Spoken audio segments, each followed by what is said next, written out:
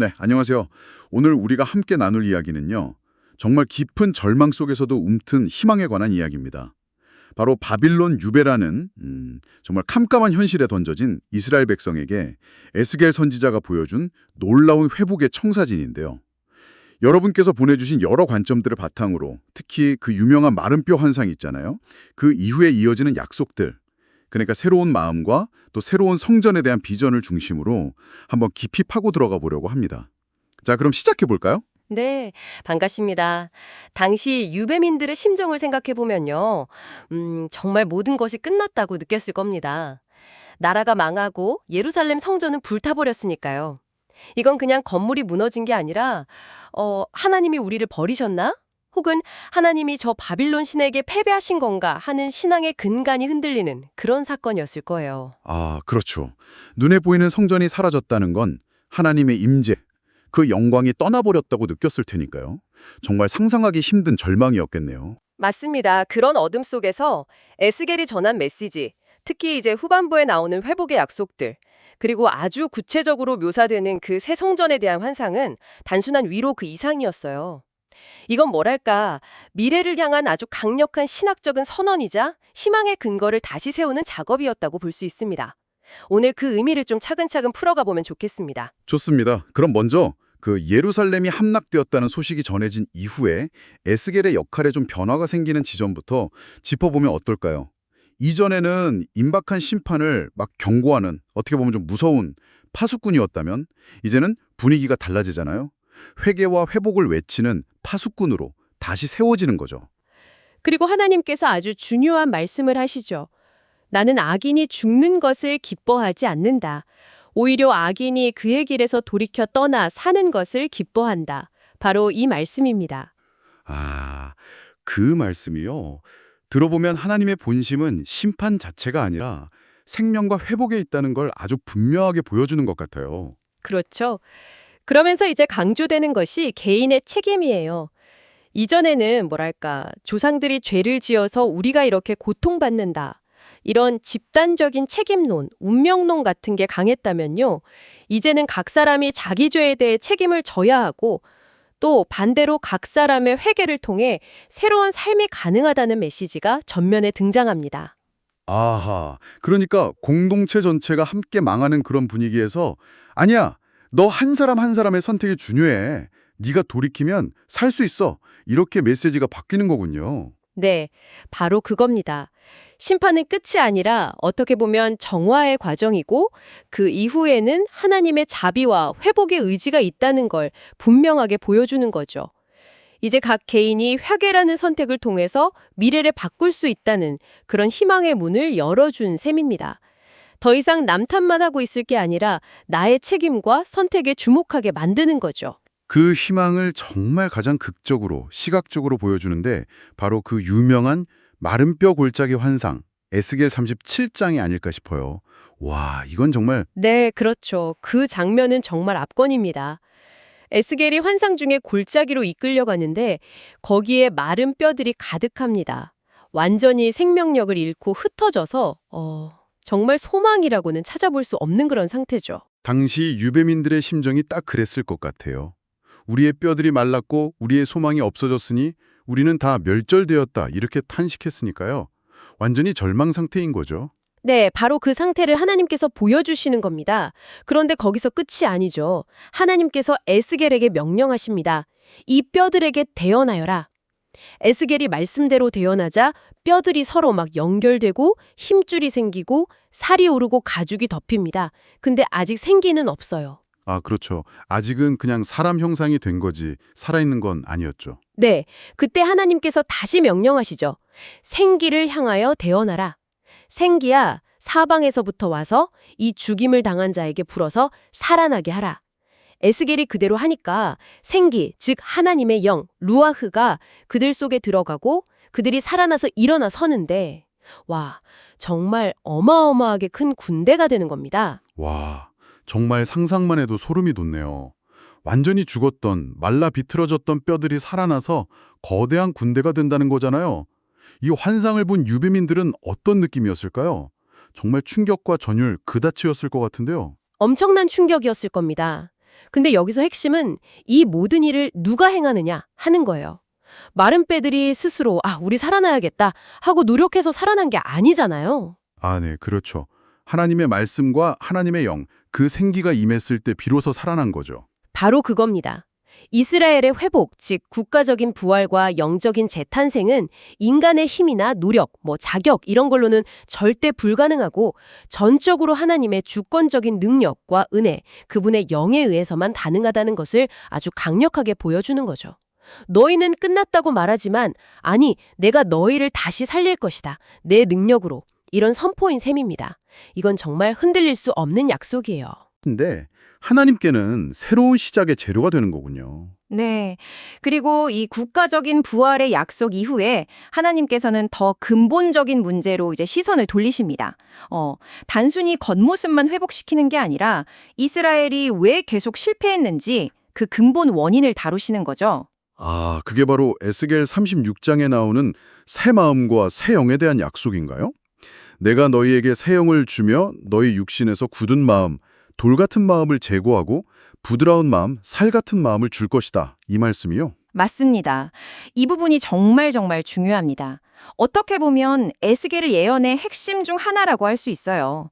하나님께서 이스라엘 백성들의 실패 원인을 아주 정확하게 진단하고 계시는 거죠. 문제가 뭐냐? 하나님께서 율법을 주셨는데 왜 그걸 못 지켰냐는 거죠. 그게 율법 자체가 문제여서가 아니라 그 율법을 받아들이고 지킬 마음이 문제였다는 겁니다. 그들의 마음이 돌처럼 굳어 있었다는 거죠. 돌 같은 마음. 와, 정말 강렬한 표현이네요. 하나님의 말씀에 반응하지 못하고 깨닫지도 못하고 순종할 의지도 능력도 없는 그런 상태를 말하는 거겠죠? 네, 완고하고 교만하고 자기중심적인 마음이죠. 그러니까 아무리 좋은 법이 있어도 그 마음이 변하지 않으면 소용이 없는 겁니다. 그래서 하나님께서 내리시는 처방이 뭐냐? 바로 마음이식 수술 같은 거예요. 마음이식 수술이요? 와. 기꺼이 순종하고자 하는 그런 새로운 마음을 주시겠다는 겁니다. 그리고 더 나아가서 내 영을 너희 속에 두겠다고 약속하세요. 하나님의 영, 성령을 우리 안에 내주하게 하셔서 우리가 하나님의 율례를 자연스럽게 행할 수 있도록 내적인 능력과 동기를 부여하시겠다는 거죠. 와, 이건 정말 이전과는 차원이 다른 약속인데요. 이전에는 너희가 율법을 잘 지키면 복을 받고 못 지키면 벌을 받는다. 이런 조건적인 관계에 가까웠다면 이제는 하나님께서 아예 순종할 수 있는 마음과 능력 자체를 선물로 주시겠다는 거잖아요. 정확합니다. 이게 바로 새 언약의 핵심적인 특징이에요. 언약 관계의 기초가 인간의 행위나 노력에 있는 것이 아니라 전적으로 하나님의 주권적인 은혜와 그분의 내적인 역사하심에 놓이게 되는 거죠. 신학적으로 엄청난 전환입니다. 실패할 수밖에 없는 인간의 한계를 아시고 하나님께서 직접 우리의 내면을 변화시키시겠다는 약속이니까요. 이건 정말 놀라운 은혜의 선언입니다. 듣고 보니 정말 그렇네요. 마른 뼈 환상이 국가적, 외적인 회복을 보여줬다면 이 새 마음과 새 영의 약속은 개인적이고 내적인 아주 근본적인 변화를 약속하는 거군요. 네, 그렇습니다. 외적인 회복과 내적인 변화가 함께 가는 거죠. 이 두 가지가 다 이루어져야 진정한 회복이라고 할 수 있을 겁니다. 그럼 이제 이 모든 회복의 그림, 이 장대한 비전의 정점은 어디에 있을까요? 혹시 그 에스겔서 후반부에 엄청나게 길고 자세하게 나오는 새 성전 환상, 겔 40장부터 48장이 그 완성인가요? 네, 맞습니다. 바로 그 새 성전 환상이 에스겔서의 대미를 장식하면서 하나님께서 계획하시는 완전한 회복의 최종적인 모습을 보여줍니다. 이 부분이 40장부터 48장까지 무려 9장에 걸쳐서 아주 상세하게 기록되어 있어요. 와, 9장이나요? 정말 분량이 엄청나네요. 저는 예전에 읽다가 그 세세한 치수들 때문에 약간 길을 잃었던 기억도 나는데요. 그렇게까지 자세하게 묘사한 이유가 있겠죠. 네, 충분히 그러실 수 있습니다. 정말 무슨 건축 설계 도면처럼 느껴질 정도로 세밀하죠. 문의 크기, 벽의 두께, 방의 개수, 제단의 규격 하나하나 다 나옵니다. 근데 그 세밀함 자체가 메시지예요. 이 새로운 성전은 인간의 생각이나 임의대로 지어지는 게 아니라 전적으로 하나님의 설계와 계획에 따라 아주 질서정연하고 완벽하게 세워질 것이라는 걸 보여주는 거죠. 아하, 그 디테일 자체가 하나님의 완전하신 계획과 질서를 상징하는 거군요. 그렇죠. 그리고 그 성전의 구조와 규례들은 하나님의 절대적인 거룩하심, 그리고 그 거룩하신 하나님 앞에 나아가는 예배가 얼마나 정결하고 구별되어야 하는지를 강조합니다. 이전 성전이 우상숭배로 더럽혀졌던 것을 생각해보면 이 새 성전의 완벽한 질서와 거룩함은 그 자체로 강력한 회복의 메시지였을 겁니다. 그렇군요. 그럼 그 새성전 환상에서 가장 중요한 장면은 어떤 걸까요? 여러 중요한 장면들이 있지만 역시 가장 하이라이트는 이전에 떠나셨던 여호와의 영광, 즉 카보드 야훼가 다시 성전으로 돌아와 그곳을 가득 채우는 장면입니다. 게일 43장, 에스겔이 환상 중에 보니 동쪽 문을 통해서 여호와의 영광이 성전으로 들어오는데 그 광채가 너무나 찬란해서 땅이 환하게 빛날 정도라고 묘사해요. 와, 예전에 성전에서 하나님의 영광에 떠나가는 것을 봤던 에스겔에게는 이 장면이 정말 감격적이었겠네요. 그럼요. 비교할 수 없는 감격이었을 겁니다. 성전 파괴와 유배의 가장 큰 고통은 하나님께서 그들과 함께 하시지 않는다는 그 부재의 고통이었거든요. 그런데 이제 그 하나님의 임재, 그분의 영광이 다시 돌아와서 그것도 영원히 그들 가운데 거하시겠다고 약속하시는 겁니다. 이는 내 보좌의 처소, 내 발을 두는 처소, 내가 이스라엘 족속 가운데에 영원히 있을 곳이라. 게일 43장 7 이렇게 말씀하시죠. 아, 영원히 함께 하시겠다는 약속. 이게 정말 핵심이군요. 단순히 건물을 다시 짓는 차원이 아니라 하나님과 이스라엘 백성 사이에 깨어졌던 관계가 완전히 회복되고 그 임재 안에서 영원히 교제하게 될 것이라는 궁극적인 소망을 보여주는 거네요. 네, 정확합니다. 새 성전은 바로 그 하나님과의 완전한 관계 회복과 영원한 임재의 상징인 거죠. 성전 파괴라는 깊은 트라우마를 치유하고 임마누엘, 즉 하나님이 우리와 함께 하신다는 약속의 최종적인 성취를 보여주는 비전입니다. 그리고 또 하나 인상적인 게 그 성전 문지방에서부터 물이 흘러나와서 점점 큰 강을 이루고 그 강물이 이르는 곳마다 모든 생물이 살아나고 나무들이 자라서 과실을 맺고 그 잎사귀는 약 재료가 된다는 그 생명수의 강 환상, 겔 47정도 있지 않나요? 아, 네. 그것도 정말 중요한 부분입니다. 그 생명수의 강은 하나님의 임재가 있는 곳으로부터 흘러나오는 생명력, 풍요, 치유의 능력을 아주 생생하게 보여준 이미지죠. 그 물이 흘러 죽음의 바다, 사해까지도 살려내는 모습은 하나님의 은혜와 생명이 미치는 범위가 얼마나 광대하고 강력한지를 상징적으로 나타냅니다. 메마른 땅과 같은 유배민들의 삶에 그리고 온 세상에 하나님의 생명력이 흘러넘쳐 모든 것을 새롭게 할 것이라는 소망을 주는 거죠. 와, 듣기만 해도 가슴이 뛰네요. 하나님의 임재가 회복될 뿐만 아니라 그 임재로부터 생명과 풍요와 치유가 흘러넘쳐서 온 세상을 변화시킨다는 거잖아요. 정말 놀라운 비전입니다. 그렇죠. 그래서 이 새 성전 환상을 어떻게 해석해야 할지에 대해서는 사실 여러 견해가 있습니다. 어떤 학자들은 이것이 문자 그대로 미래의 예루살렘에 세워질 실제 성전을 묘사한 것이라고 보기도 하고요. 또 다른 학자들은 이것을 물리적인 건물이라기보다는 하나님의 완전한 통치와 그분의 임재가 실현될 영적인 실제, 예를 들어 새하늘과 새 땅에서의 하나님과의 교제나 혹은 신학적인 관점에서 보면 교회 공동체나 성도 자체를 상징하는 것으로 해석하기도 합니다. 아, 해석은 좀 갈릴 수 있겠군요. 문자적인 성전이냐 아니면 상징적인 의미냐 하는. 네, 그 해석은 다양할 수 있습니다. 하지만 어떤 해석을 따르든 간에 이 환상이 전달하는 핵심 메시지는 분명해요.